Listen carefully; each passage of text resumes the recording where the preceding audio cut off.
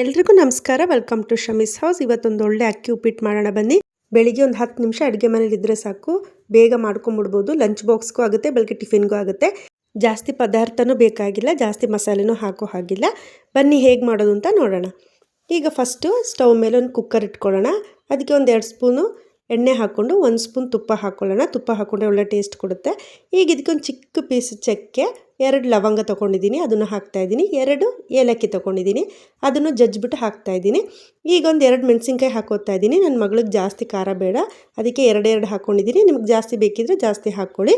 ಈಗ ಅದಕ್ಕೆ ಕರ್ಬೇವಿನ ಸೊಪ್ಪು ಹಾಕಿ ಸ್ವಲ್ಪ ಫ್ರೈ ಮಾಡೋಣ. ಇದು ಸ್ವಲ್ಪ ಫ್ರೈ ಆದಮೇಲೆ ಒಂದು ದೊಡ್ಡ ಈರುಳ್ಳಿನ ಕಟ್ ಮಾಡಿ ಇಟ್ಕೊಂಡಿದ್ದೀನಿ, ಅದನ್ನು ಹಾಕ್ತಾಯಿದ್ದೀನಿ. ಅದು ಸ್ವಲ್ಪ ಚೆನ್ನಾಗಿ ಬಾಡಲಿ, ತುಪ್ಪದಲ್ಲಿ ಮತ್ತು ಎಣ್ಣೆಯಲ್ಲಿ ಚೆನ್ನಾಗಿ ಸ್ವಲ್ಪ ಫ್ರೈ ಆಗಿ. ಇದು ಫ್ರೈ ಆದಮೇಲೆ ಒಂದು ಅರ್ಧ ಕ್ಯಾರೆಟು, ಒಂದು ಸ್ವಲ್ಪ ಬೀನ್ಸ್ ಇಷ್ಟು ಚಿಕ್ಕದಾಗಿ ಕಟ್ ಮಾಡಿ ಇಟ್ಕೊಂಡಿದ್ದೀನಿ, ಅದನ್ನು ಹಾಕ್ತಾಯಿದ್ದೀನಿ.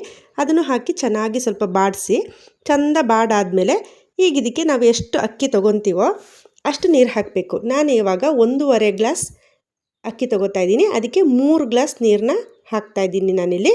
ನೀವು ಜಾಸ್ತಿ ಅಕ್ಕಿ ತೊಗೊಂಡ್ರೆ, ಈಗ 2 ಗ್ಲಾಸ್ ತೊಗೊಂಡ್ರೆ 4 ಗ್ಲಾಸ್ ನೀರು ಹಾಕ್ಕೊಳ್ಳಿ, ಆ ಥರ. ಈಗ ಇದಕ್ಕೆ ಉಪ್ಪು ಹಾಕ್ಕೊಳ್ಳೋಣ. ಎಷ್ಟು ಬೇಕಷ್ಟು ರುಚಿಗೆ ತಕ್ಕಷ್ಟು ನೋಡ್ಕೊಂಡು ಉಪ್ಪು ಹಾಕ್ಕೊಳ್ಳಿ. ಇವಾಗ ಇಲ್ಲಿ ನಾನು ಅಕ್ಕಿನ ತೊಳೆದಿಟ್ಕೊಂಡಿದ್ದೀನಿ, ಅದನ್ನು ಹಾಕ್ತಾಯಿದ್ದೀನಿ. ನೋಡಿ, ಈ ಗ್ಲಾಸಲ್ಲಿ ನಾನು 1.5 ಗ್ಲಾಸ್ ಅಕ್ಕಿ ತೊಗೊಂಡಿರೋದು. ನೀವು ಜಾಸ್ತಿ ಅಕ್ಕಿ ತೊಗೊಂಡ್ರೆ ಜಾಸ್ತಿ ಹಾಕ್ಕೋಬೋದು. ಇವಾಗ ಕುಕ್ಕರ್ ಮುಚ್ಚಳ ಮುಚ್ಚಿ ಒಂದು 3 ವಿಷಲ್ ಬರ್ಸ್ಕೊಳ್ಳೋಣ. 3 ವಿಷಲ್ ಆಗಲಿ, ಅದು ಕರೆಕ್ಟಾಗಿ ಬೇಯುತ್ತೆ. ನನ್ನ ಚಾನಲ್ ಯಾರೆಲ್ಲ ನೋಡ್ತಾ ಇದ್ದೀರಾ ಪ್ಲೀಸ್ ಸಬ್ಸ್ಕ್ರೈಬ್ ಮಾಡ್ಕೊಳ್ಳಿ, ಸಪೋರ್ಟ್ ಮಾಡಿ ಆಯಿತಾ. ಈಗ ನೋಡಿ 3 ವಿಷಲ್ ಆಗಿದೆ, ಓಪನ್ ಮಾಡಿ ನೋಡೋಣ ಬನ್ನಿ. ನೋಡಿ ಚೆನ್ನಾಗಾಗಿದೆ, ಕರೆಕ್ಟಾಗಿ ಬೆಂದಿದೆ.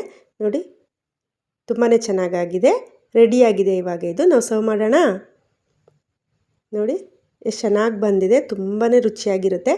ಲಂಚ್ ಬಾಕ್ಸ್ಗೆಲ್ಲ ತುಂಬಾ ಒಳ್ಳೆ ಫುಡ್ ಅಂತಲೇ ಹೇಳ್ಬೋದು. ಮಕ್ಕಳಿಗೆ ದೊಡ್ಡವ್ರಿಗೆಲ್ಲ ತುಂಬಾ ಇಷ್ಟ ಆಗುತ್ತೆ.